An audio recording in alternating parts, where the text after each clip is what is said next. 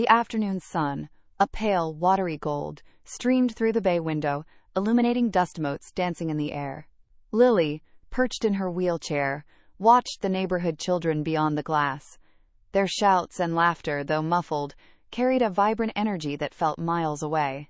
A red ball arced through the air, momentarily eclipsing the blue sky, before a flurry of small legs chased it across the manicured lawn. Their boisterous games unfolded like a silent movie. A world she observed but could not enter. A faint ache settled in her chest, a familiar companion on these quiet afternoons. She turned from the window, catching her own reflection in the polished surface of a grandfather clock. Her eyes, usually so bright, held a fleeting shadow.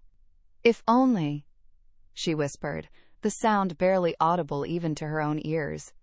"If only I had someone to chase that ball with, someone to share secrets and giggles." The clock's steady tick-tock seemed to mock her solitude, emphasizing the emptiness of the grand, silent house. Later, Mrs. Davis found Lily tracing patterns on the cold glass of the window, her gaze lost somewhere beyond the fading light.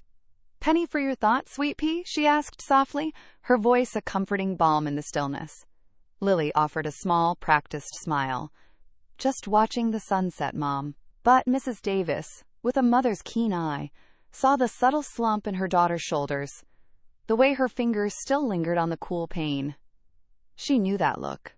It was the same quiet sadness that often visited Lily after a particularly lively day outdoors for the other children. The house, usually a sanctuary, sometimes felt like a gilded cage, an idea from an old ad. The forgotten newspaper lay crumpled on the kitchen counter, a week-old testament to Mrs. Davis's perpetual battle with clutter. As she finally gathered it for recycling, a splash of vibrant orange caught her eye, a cheerful, if somewhat faded, illustration of a smiling terrier. "Give a lonely heart a home," the headline declared, beneath a picture of several hopeful-looking dogs and cats. An idea, bright and unexpected, bloomed in her mind. Later that afternoon, a soft knock preceded Mrs. Davis's entry into Lily's sun-drenched room. "Guess what I found, sweet pea?"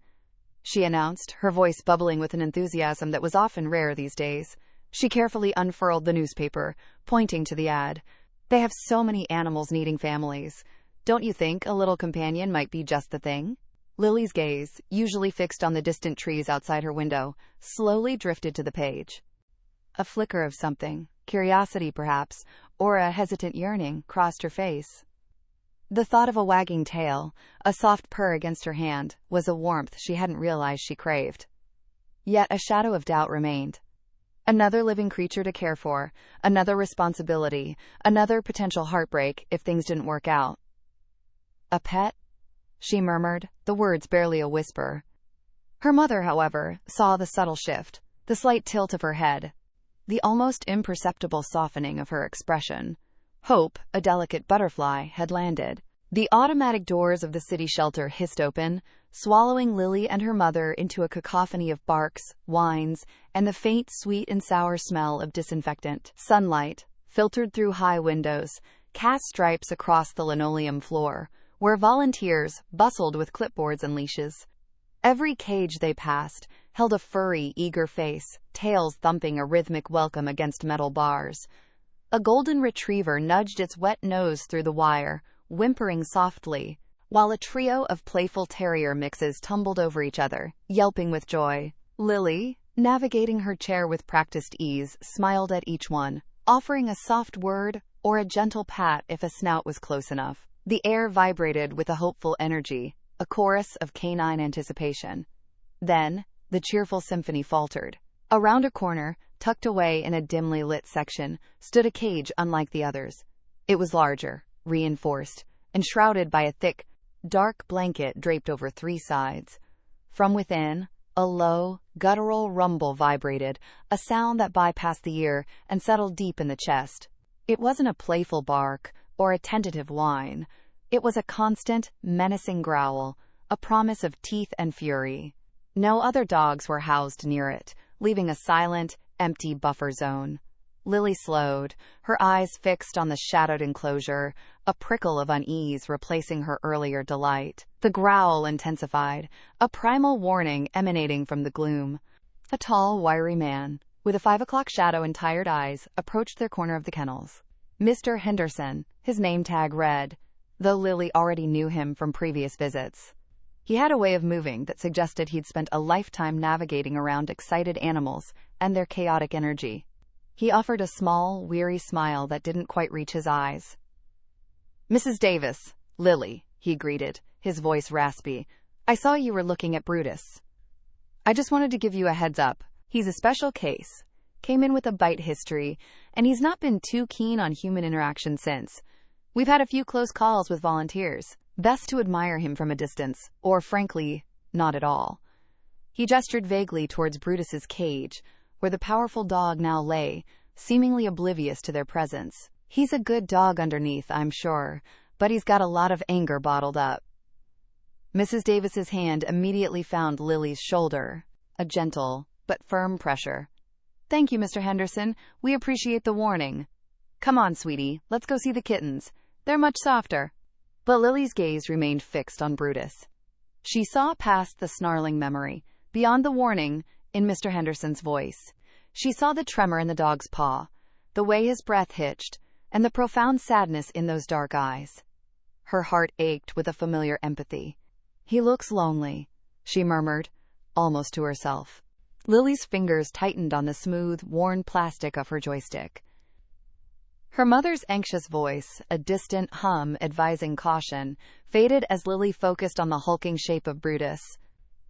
He was still a dark, bristling mass at the back of his run, a low, guttural rumble vibrating through the concrete floor. Undeterred, Lily nudged the controller, and the chair hummed forward, a quiet, whirring sound cutting through the shelter's usual din. Each inch closer felt like pushing against an invisible current. The growl deepened as she neared, a warning rumble that would send most people retreating. But Lily held steady, her gaze fixed on the dog. When she was barely 5 feet from the bars, the growling faltered. It wasn't an abrupt stop, but a slow, almost reluctant fading, like a distant storm losing its power. Brutus lifted his massive head, his dark eyes, previously narrowed in hostility, now fixed on hers. The raw anger seemed to drain from them, replaced by something profoundly different. A deep, sorrowful ache shone in their depths, a silent plea that mirrored the loneliness Lily often felt herself. A connection, unexpected and fragile, shimmered between them. The air in the kennel, usually thick with tension, suddenly felt still, almost sacred. Lily, her voice a little wavering but firm, explained her idea to the shelter manager. "I think I could help him, just by being there." Surprisingly, perhaps seeing the quiet determination in her eyes, the manager agreed. "No touching, Lily," she cautioned, "and always with a staff member present." The next morning, Lily was wheeled to Brutus's kennel. He was a dark, hulking shadow in the corner, his lips curled back in a silent snarl as she approached. Lily ignored it, opening the worn copy of The Secret Garden she'd brought. She read aloud, her soft voice weaving through the bars, describing hidden gates and blooming roses. Brutus remained rigid, a low rumble vibrating in his chest. Days turned into a quiet ritual. Lily would arrive, settle her wheelchair a respectful distance away, and begin to read. Sometimes it was an old folk tale, sometimes a whimsical poem. She hummed, too, soft, wordless melodies that drifted into the kennel like gossamer threads. Initially, Brutus would pace, his hackles raised, a guttural growl always simmering beneath the surface. But slowly, imperceptibly, the pacing became less frantic. The growl, a constant companion, began to waver. One afternoon, amidst a passage about brave knights and hidden dragons, a new sound emerged from Brutus. Not a bark, not a growl, but a soft, almost imperceptible whine. It was a mournful, hesitant sound, a fragile tremor in the air that replaced the menace. Lily paused her reading, a hopeful warmth spreading through her. Brutus, a shadow in the corner for so long, stirred. He lumbered forward, his massive head lowering until his snout pressed against the cold, unyielding bars. A soft, almost imperceptible nudge, a silent invitation that transcended the barrier between them. Lily, perched in her wheelchair, felt her breath catch. This was different from his usual restless pacing, or the low growls that had become a familiar backdrop to her days. This was offering. Her heart hammered a strange rhythm against her ribs. Fear, a familiar companion, flickered, but beneath it a powerful current of curiosity surged. Her hand, usually so careful in its movements, trembled slightly as she extended it, inch by tentative inch. The rough metal of the cage was cool against her fingertips before her hand slipped through. Then, the warmth. Not the coarse, wiry fur she'd imagined, but a surprisingly soft, dense coat, alive with the tremor of his breathing. The contact was brief, a feather-light brush against his cheek, yet it was enough. A raw, profound connection sparked between them, a silent language understood without words. Brutus remained still, his large, dark eyes fixed on her, no longer wary, but accepting.